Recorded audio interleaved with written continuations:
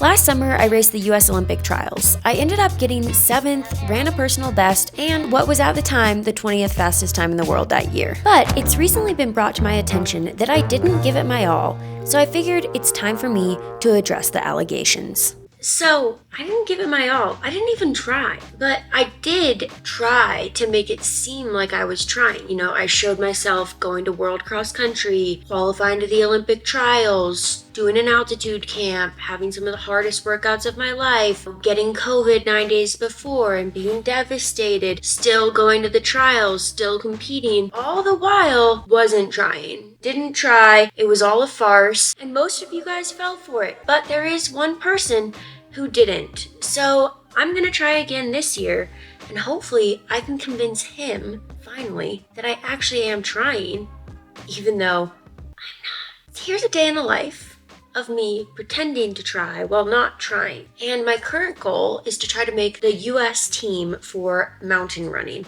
The US Mountain Running Championships are on June 1st, and I am currently not fully running, which is really stressing me out because I want to be able to run in prep for the Mountain Running Championships. One sec. I'm coming back from this injury. There's been a little bit of a hiccup. In my last video, I talked about how I was gonna take a little step back. So I took 4 days off running, and now I've been running every other day on the uphill treadmill at 10%. That's to take some of the load off of the shin so it's not having as much impact while I'm still able to run. Today I will do a double with an uphill run and a bike, and I am also going to go and do a lift with Sarah and Lauren. It's a full day of training, and it's honestly exhausting to pretend that I'm trying this many times a day, but I do what I've got to do, you know? My quads are so sore right now. They've kind of been perma-sore since I started biking. So basically the last month, it's just the quads. They're in a constant state of distress. I'm trying to frame everything in this injury in a positive light. A lot of the times I'm not positive, but other times I'm like, okay, your quads are super sore. Usually in trail races, your quads are super tired.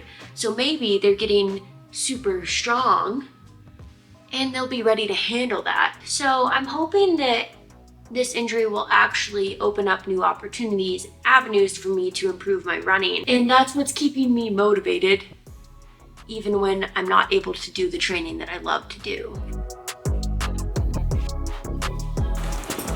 It's actually raining outside, so it's not that bad that I'm confined to the treadmill at the moment. Fingers crossed that no one else is on the treadmill right now, but you never know. It's going to be a guarantee that someone's on there, let's be honest. Guarantee.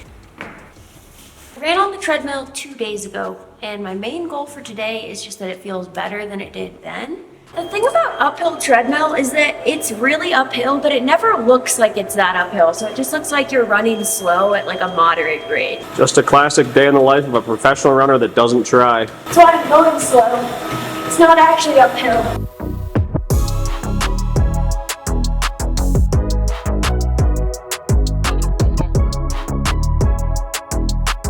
Still feeling okay? Yeah, it feels good.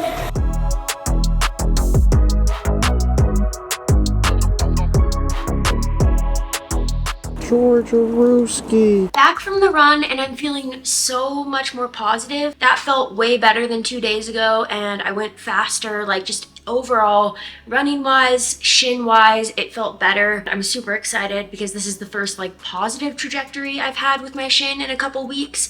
So, feeling good.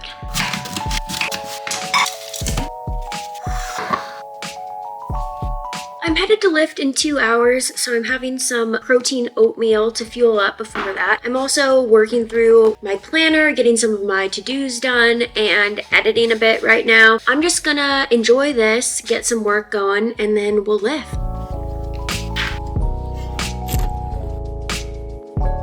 Lauren is our lift meister. Well, really, it's Dave through Lauren. But what do we got on tap today? I actually haven't done this lift really before, so this is okay. So this is a first time for us. This is the first time for me. Maybe I did this a long time ago, but I don't remember it. Yeah. So this is supposed to be a good like mountain running lift. You know, prepare us for the trails. So hoping that this lift will prepare me for the trails, since I'm currently haven't been near a trail in months, so. Lately, we've been having a whole squad together for Lyft, which is honestly so fun. Lifting has always been one of the things that I struggle to motivate myself towards, so being able to do it with my friends is literally the best. Sarah wasn't able to do all of the lift because she has been dealing with a little bit of a muscle strain, but we all agree that the lift doubles as social hour, so even if you can't do everything or have to modify exercises, it's so worth it to join in. The time in the lift when the lane begins. It's always me laying here.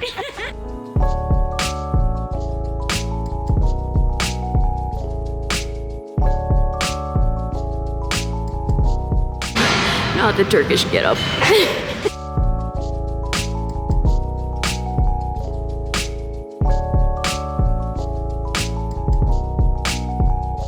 Lift is done. I think it was a success, although I think we've both got a few words for the way that Turkish people get up, supposedly. If you are watching this and you're from Turkey, please tell me, does anyone actually get up like that? Because it doesn't make sense. It's just heinous. It's a heinous way to do it. Like, why? Just do the American get up. Just flop up. It doesn't have to be that crazy. You're doing too much. Way too much. What would you say the lift was a success? It was. It took us a whopping 2 hours. We managed to make it 2 hours. Her coach wrote that it would be 35 minutes, so. In theory, 35 minutes. On the menu today, chicken and dumpling soup. Oh, it's delicious. For anyone that's wondering how this was made, I recorded it so you can see me cooking last night. It's raining outside, so that means tonight, obviously, I'm making soup. I've got my pot. Over here, we've got the ingredients. I'm making chicken and dumplings. So I'm gonna start out with chopping up an onion and gonna get that sauteing. Onions chopped. Come over to my soup pot.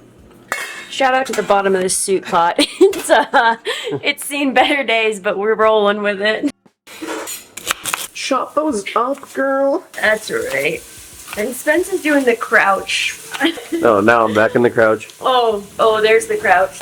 I've missed it. Gonna add in some garlic. When I say some, I mean an aggressive amount. I realize I don't have any peas to put in this, so I'm just gonna add some Brussels sprouts to it. And there will be no complaints. No. Don't put Brussels sprouts in that soup. You're gonna like it, okay? Okay, I'll put them in. No, I know. I'll put them in. I know you're gonna throw them away. You're not putting them in. But you can put it in.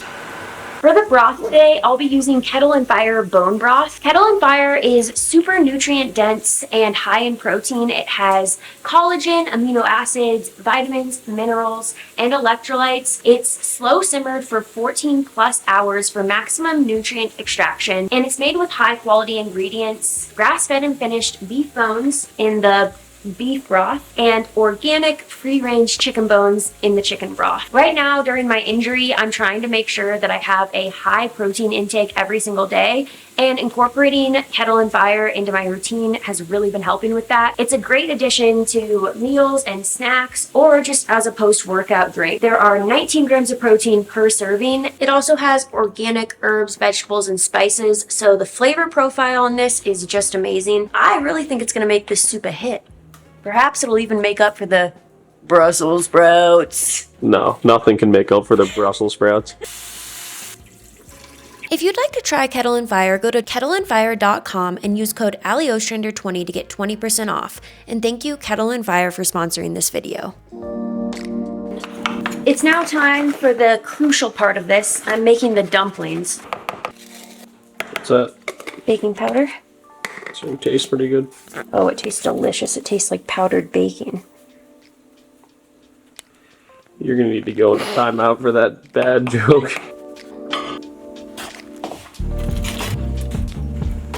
All right, finished product. Let's take a look. It was so quickly finished. Wow. Ooh, yeah. After our delicious leftovers lunch, Lauren hopped on the bike and Spence and I lounged on the couch. The hot dog in the pants here. Oh, George. I'm doing my bike double.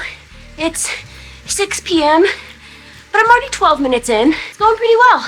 I've taken 3 days off biking, so feeling refreshed.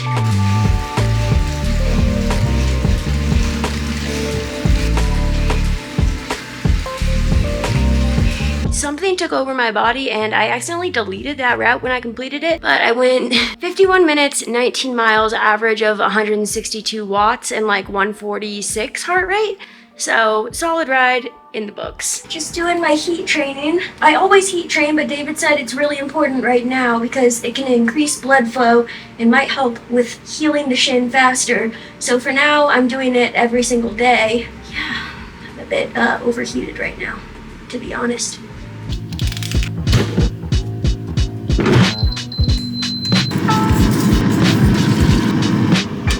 So Spence, what we got for dinner tonight? Got some cut up chicken, we got some sweet potatoes, some other assorted vegetables, and then we have some rice that is never gonna be finished because our stove struggles to finish it. But hey, everyone has their own struggles. We don't judge. We don't judge. A little barbecue sauce on this chicken. Never hurt anyone. Looks pretty good. Not a big fan of the sweet potatoes, I guess. Oh my gosh. That's pretty much a full day. And I know it might seem like it would take a fair amount of effort to work out for over 4 hours in a day, but remember, I'm not trying. It's all an act. It's all a farce. No real effort here, you know? But besides that, I'm really happy about today. The last video ended on a sad, disheartened note, and today is the first day that I felt forward momentum since that video. So I'm really happy to finally be feeling a little bit more positive about my injury healing and my fitness and where I'm headed and being able to race and follow through with all of my fun plans for June. So yeah, today was life-giving for sure. And that's all for now, folks.